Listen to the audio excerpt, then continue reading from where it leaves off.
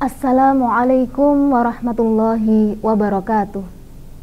Alhamdulillahirabbil alamin wa bihi nasta'inu ala umurid dunya waddin wassalatu wassalamu ala asyrafil anbiya'i wal mursalin sayyidina wa maulana Muhammadin wa ala alihi wa sahbihi ajma'in. Amma ba'du. Pemirsa Kakak Media yang dirahmati oleh Allah Subhanahu wa taala. Alhamdulillah kita bisa bertemu di momentum bulan Ramadan ini dengan keadaan sehat. Semoga bukan hanya fisik kita yang sehat, melainkan juga hati dan jiwa kita yang sehat. Berbicara mengenai hati dan jiwa, pada kesempatan kali ini saya ingin mengajak pemirsa Kakak Media untuk bersama-sama kita belajar mengenai sebuah tema yang menarik, yaitu menjaga kebersihan hati dan jiwa di bulan puasa.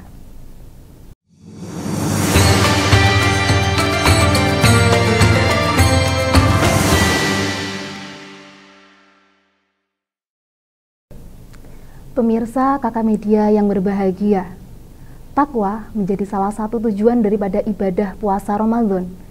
Sebagaimana firman Allah Subhanahu wa taala dalam Al-Qur'an surah Al-Baqarah ayat 183. Bismillahirrahmanirrahim.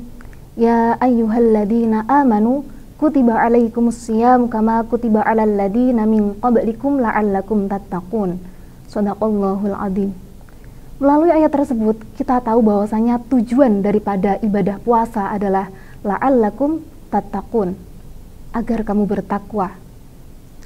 Takwa sendiri bisa kita artikan sebagai upaya kita untuk menjalankan apa-apa yang diperintahkan oleh Allah Subhanahu wa taala dan upaya kita untuk menjauhi apa-apa yang dilarang oleh Allah Subhanahu wa taala. Takwa merupakan sebuah kata yang mungkin mudah untuk kita ucapkan, tetapi perlu upaya, perlu perjuangan untuk mengamalkan kata takwa ini. Salah satu kuncinya yaitu ada pada hati kita.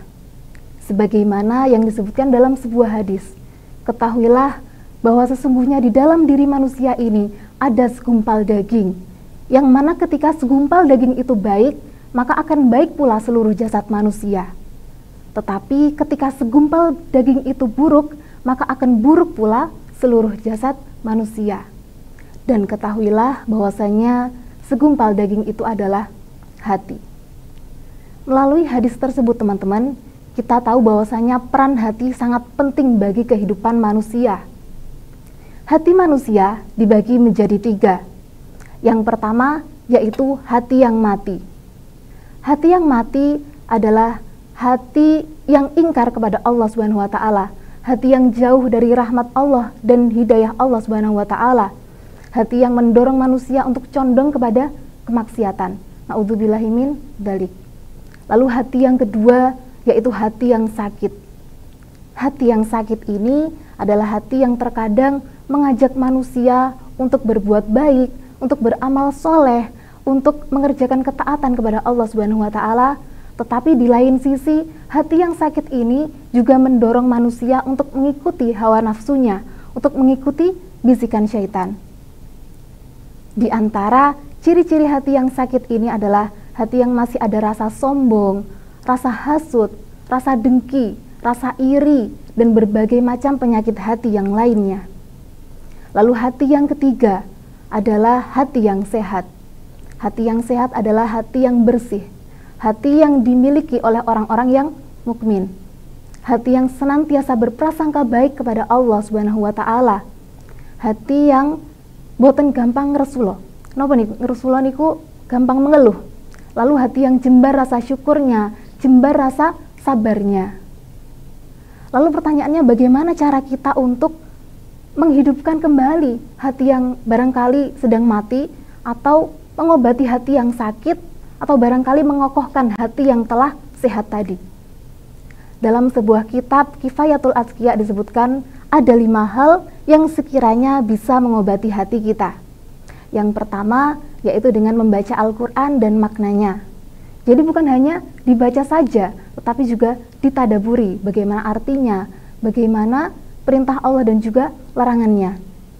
Lalu yang kedua yaitu dengan berkumpul dengan orang-orang yang soleh. Yang ketiga yaitu dengan mendirikan sholat malam. Yang keempat, dengan memperbanyak zikir kepada Allah Subhanahu wa taala, dan yang kelima, dengan cara berpuasa.